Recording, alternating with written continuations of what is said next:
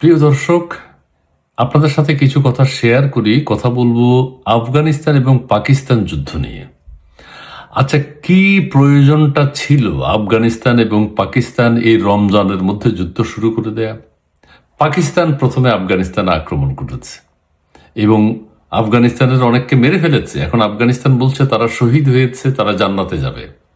এখন জান্নাতে যাওয়ার দিক থেকে আফগানিস্তানের লোকের সংখ্যা বেশি, পাকিস্তানের বেশি মারা যায়নি, পাকিস্তানের কম জান্নাতে যাবে। এখন এখানে তো এই যুদ্ধ তো জমে যাবে, কারণ জান্নাতে যাওয়ার লড়াই হবে।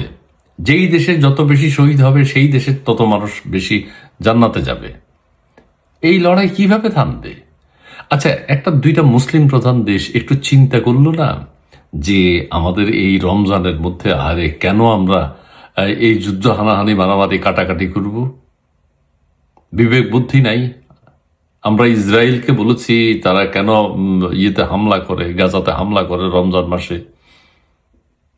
এখন আমাদের দুই ভাই আফগানিস্তান পাকিস্তান পাশাপাশি।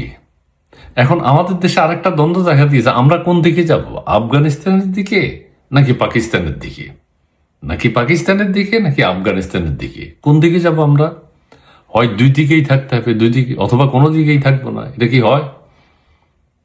এখন ইয়েরা মামুনুল হকরা যাবেন হয়তো আফগানিস্তানের দিকে। হ্যাঁ, আমাদের ইসলামপন্থী যত দল আছে, আমাদের চরমনাই, আমাদের জামাত শিবির, সব আফগানিস্তানের দিকে। ও না, জামাত শিবির আবার পাকিস্তানের দিকে যাবে। মানে এখন ওদের মধ্যে তো বিভেদ দেখা দেবে, তারা কোন দিকে যাবে। এখন কেউ তো হুঙ্কারও দিচ্ছে না। মামুনুল হক সাহেবরা তো এখন জানাচ্ছে না যে আফগানিস্তানে কেন পাকিস্তান হামলা করলো, সেটা তো বলছে না। আবার জামাত তো বলছে না পাকিস্তানে কেন আফগানিস্তান এখন বোমা মারছে, বলছে না। এখন আমরাও তো জাতি হিসেবে একটা দ্বন্দ্বের মধ্যে আছি, আমরা কোনো দিকে নাই, কোনো দিকে কথা বলতে পারবো না। আর এই রমজান মাসে একটা পবিত্র মাস আমাদের মুসলিম সমাজের, এখানে মানুষ রোজা রাখবে, ইফতার করবে, সেহরি খাবে, সেখানে এখন মৃত্যুর আশঙ্কা করছে সবাই। যুদ্ধ কখনো শান্তি নিয়ে আসে না। এই যে এখন আফগানিস্তানও বলছে তারা পাকিস্তানের সেনা চাহনিতে আক্রমণ করেছে, পাকিস্তানেরও সেনাবাহিনী অনেক মারা গেছে, কিন্তু মৃত্যুর দিক থেকে আফগানিস্তানে বেশি। তারা শহীদ হয়েছে, জান্নাতে যাবে। এখন শহীদ হওয়ার লড়াই যদি চলতে থাকে, তাহলে যুদ্ধ থামবে কিভাবে? শহীদ হওয়াইতে ভালো, বিনা হিসাবে জান্নাতে যাবে।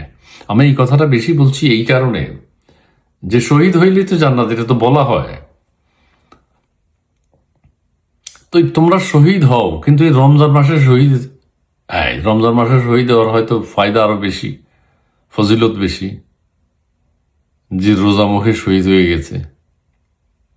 তবে আফগানিস্তান এবং পাকিস্তান, এটা আন্তর্জাতিক ষড়যন্ত্র আছে, আন্তর্জাতিক চক্রান্ত আছে, কিন্তু দুই প্রতিবেশী মুসলিম দেশ এইভাবে যুদ্ধ জড়ানোটা, ব্যাপক যুদ্ধ, এটা সর্বাত্মক যুদ্ধ জড়ানোটা ঠিক হয়নি। পাকিস্তান আগে হামলা করেছে কাবুলে, কান্দাহারে, বিভিন্ন জায়গায়। আর আফগানিস্তানটার একটা দুঃখজনক ব্যাপার হলো এরা যুদ্ধ বিগ্রহ থেকে বেরোতে পারছে না, এদেরকে সবাই আক্রমণ করে। আফগানিস্তান নিশ্চয়ই একটা লোভনীয় জায়গা। আমেরিকা আক্রমণ করেছে 20 বছর একসাথে, রাশিয়ায় আক্রমণ করেছে, পাকিস্তান আক্রমণ করে, বিভিন্ন সময় আরো আমি জানি না, হয়তো বিভিন্ন সময় অন্যান্য দেশও আফগানিস্তান আক্রমণ করতে চায়, আক্রমণ করে, এবং আফগানিস্তানের বহু মানুষকে মেরে ফেলেছে। আফগানিস্তান একটা সভ্য সুন্দর দেশ ছিল, কাবুল, আহা, কান্দাহার বিখ্যাত, এবং আধুনিক জীবনযাপন সেখানে ছিল। সে আফগানিস্তান আজকে জঙ্গিদের কবলে। তো জঙ্গিদের কবলে এখন আক্রমণ করার আরো সুযোগ হলো। তোমরা মানুষের মতো বাস করো, এখন ওখানে তো কোরআনের শাসন। এখন কোরআনের শাসনের উপর পাকিস্তান কেন হামলা করছে, এটা মামুনুল হক সাহেবের একটা নিশ্চয়ই প্রতিবাদ লিপি বেরোবে। যাক, শেষ কথা হইল এইটা উচিত হয়নি। আমরা চাই এই হানাহানি মারামারি কাটাকাটি বন্ধ হোক, আফগানিস্তান পাকিস্তানের শান্তি স্থিতিশীলতা বিরাজ করুক। ধন্যবাদ।